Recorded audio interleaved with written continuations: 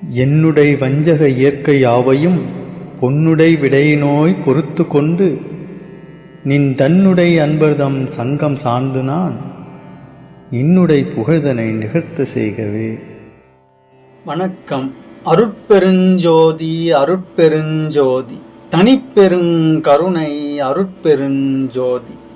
எல்லா உயிர்களும் இன்புற்று வாழ்க, கொல்லா விரதம் குவலயமெல்லாம் ஓங்குக, நல்லோர் நினைத்த நலம் பெறுக, நன்று நினைத்து எல்லோரும் வாழ்க இசைந்து.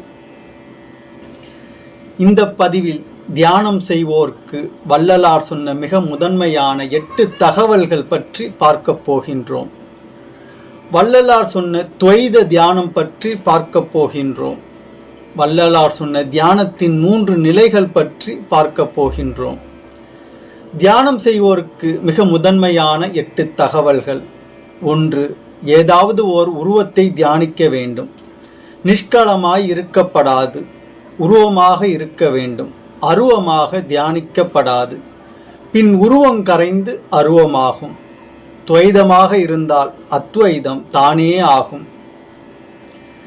எப்படி எனில், பார்க்கும் தான் கெடுவது அத்வைதம், பார்க்கப்படும் பொருளும் கெடுவது அதீதம், சத்தியம் என்கின்றார் வள்ளற் பெருமான்.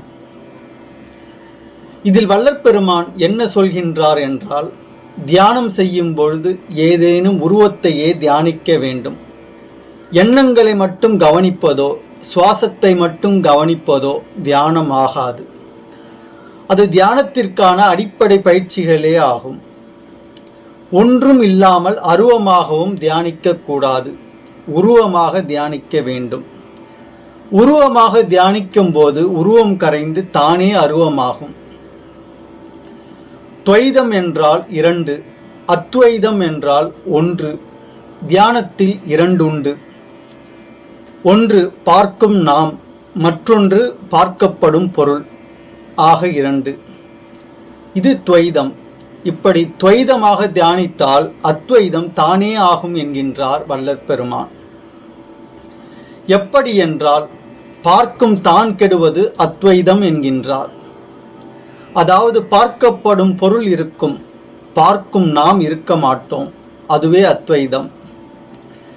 தியானத்தில் எதை பார்க்கிறோமோ அதுவாகவே நாம் ஆகிறோம். எனவே பார்க்கும் நாம் இல்லாமல் போகிறோம். இதை எப்படி புரிந்து கொள்ள வேண்டும் என்றால், வள்ளற் பெருமான் சொன்ன தியான முறைப்படி நமது புருவ மத்தியில் ஆன்ம அறிவு என்கின்ற கற்பூரத்தில்